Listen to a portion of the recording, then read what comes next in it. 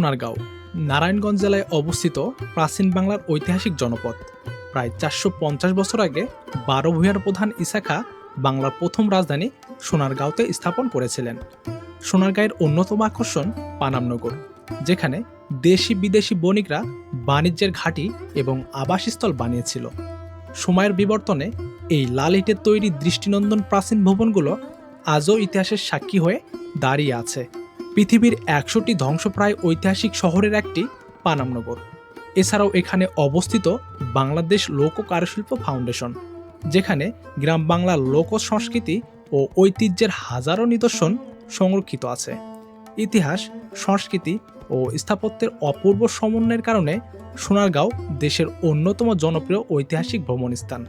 আজকের ভিডিওতে আপনাদের দেখাবো সোনারগাঁয়ের লোক কারুশিল্প ফাউন্ডেশন এবং জনশূন্য পানামনগর। এখানে কিভাবে যাবেন, কি দেখতে পারবেন, আর খরচই বা কত হবে, থাকবে তার সম্পূর্ণ বিস্তারিত। তাই না টেনে পুরো ভিডিওটি দেখার অনুরোধ জানিয়ে আজকের ভিডিও শুরু করছি।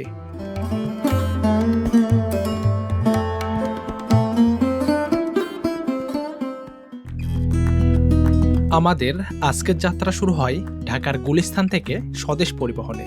এছাড়াও এই রোডে চলাচল করে দোয়েল এবং বোরাক নামের আরও 2টি বাস। বাসে করে আমাদের গন্তব্য মোগরাপাড়া পর্যন্ত। ভাড়া পড়বে জনপ্রতি ৭০ টাকা। আল্লাহর নাম নিয়ে রওনা দেই মোগরাপাড়ার উদ্দেশ্যে।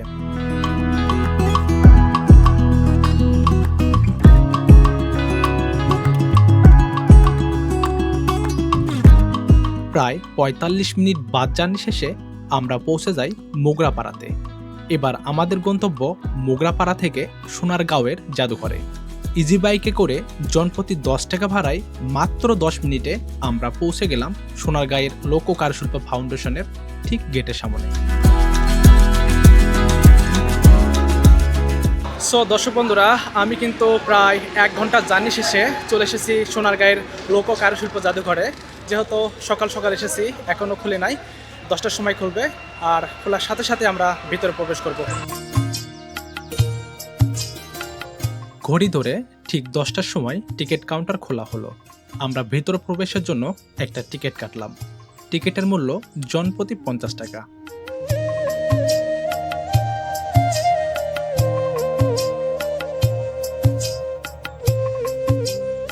ভিতরে প্রবেশের পরে হাতের বাম পাশে আপনারা বিশাল বড় একটি রাজপ্রাসাদের মতো ভবন দেখতে পারবেন।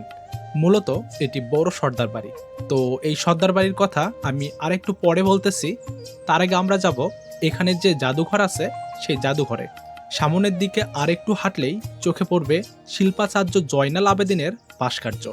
চলুন এই জাদুঘরের ভিতরে প্রবেশ করা যাক।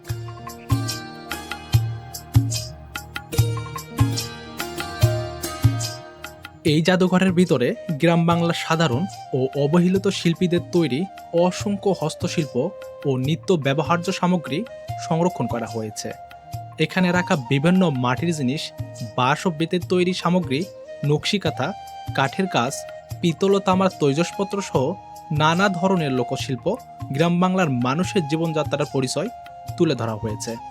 এইসব জিনিস শুধু ব্যবহার্য সামগ্রী নয়, বরং প্রাচীন বাংলার সংস্কৃতি, ঐতিহ্য ও মানুষের সৃজনশীলতার জীবন্ত নিদর্শন। এই শিল্প সামগ্রীর মাধ্যমে বোঝা যায় আমাদের পূর্বপুরুষরা কত সুন্দরভাবে নিজেদের দৈনন্দিন জীবনের সঙ্গে শিল্প ও সৌন্দর্যকে মিশিয়ে নিয়েছিল। তাই এই সংগ্রহশালা শুধু পুরনো জিনিসের প্রদর্শনী নয়, এটি গ্রাম বাংলার ইতিহাস, সংস্কৃতি, লোকজীবনের এক মূল্যবান স্মৃতিভাণ্ডার।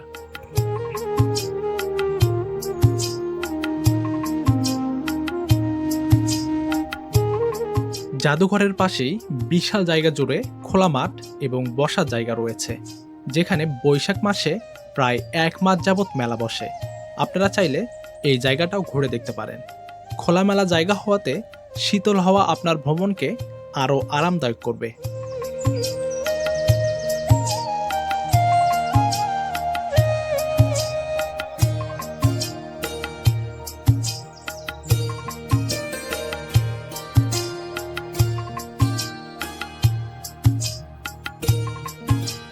বড় সর্দার বাড়ি, যেটার কথা জাদুঘরের ভিতরে প্রবেশের সময় বলেছিলাম, দুর্ভাগ্যবশত এই সর্দার বাড়িতে আমরা প্রবেশ করতে পারিনি। কারণ আমরা গিয়ে দেখি সেখানে কোনো একটা নাটকের শুটিং চলতেছিল, যার কারণে পুরো সর্দার বাড়িটি তারা ভাড়া নিয়েছিল। এতে করে অন্যান্য দর্শনার্থীরা সেখানে প্রবেশ করতে পারতেছিল না। কিছুটা মন খারাপ করে এখান থেকে বের হয়ে আমাদের পরবর্তী গন্তব্য পানাম নগরীতে যাওয়ার সিদ্ধান্ত নিলাম।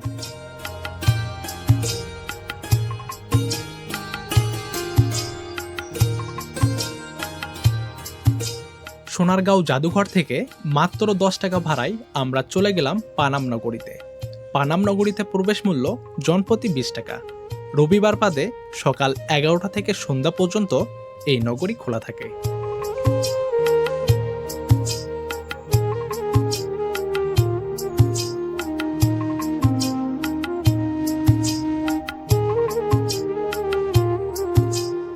পানাম নগরে প্রবেশ করলেই চোখে পড়বে সরু রাস্তার দুই পাশে সারি সারি পুরনো দালান, কোনোটি একতলা আবার কোনোটি দোতলা তিনতলা। এসব ভবনের স্থাপত্য দেখেই বোঝা যায় একসময় এখানে কত শত বণিকরা বসবাস করতেন। দালানগুলোতে মোঘল ও ইউরোপীয় স্থাপত্য শৈলীর সুন্দর মিশ্রণ এবং প্রতিটি দালানের কারুকাজ আলাদা এবং আকর্ষণীয়।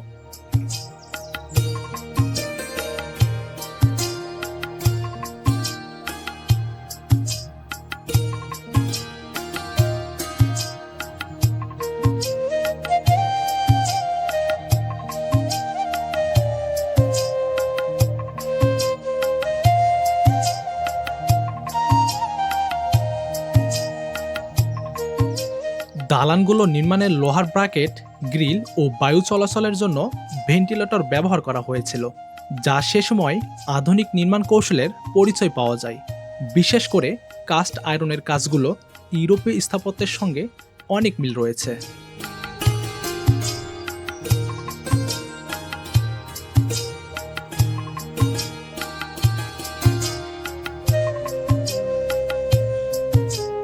বিশ্ব ঐতিহ্যের গুরুত্বপূর্ণ নিদর্শন হিসেবে 2006 সালে ওয়ার্ল্ড মনুমেন্ট ফান্ড পানাম নগরীকে বিশ্বের 100টি ধ্বংসপ্রায় ঐতিহাসিক স্থাপনার তালিকায় অন্তর্ভুক্ত করে।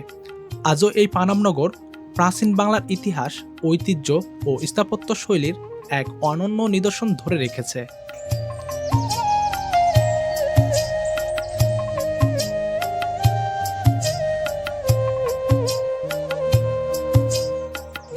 পানাম নগরে প্রায় 52টি ঐতিহাসিক বাড়ি এখনও টিকে আছে। এর মধ্যে 31টি বাড়ি উত্তর পাশে এবং 21টি বাড়ি দক্ষিণ পাশে অবস্থিত।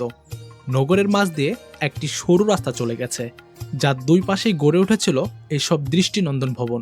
তবে দীর্ঘদিন সংস্কারের অভাবে এসব ভবন আজ জরাজীর্ণ হয়ে পড়েছে। কিছু ভবন তো অলরেডি ভেঙেও পড়েছে। যাই হোক, আপনারা যদি পানাম নগরীতে ঘুরতে আসেন, আশা করি খুব সুন্দর একটা সময় কাটাতে পারবেন।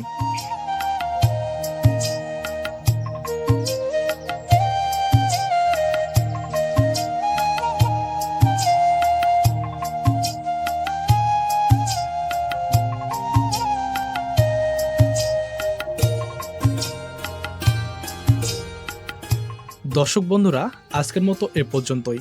সোনারগাঁও আপনাদের কেমন লাগলো কমেন্টে মতামত জানাতে পারেন। বিদায় নেওয়ার আগে একটা অনুরোধ জানাতে চাই, ভ্রমণ ডায়েরি চ্যানেল সাবস্ক্রাইব করা না থাকলে এখনই সাবস্ক্রাইব করে ফেলুন, কারণ ভ্রমণ ডায়েরি চ্যানেলে দেশের সুন্দর সুন্দর জায়গার ভিডিও আপলোড করা হয়। ভালো থাকবেন সবাই। আসসালামু আলাইকুম।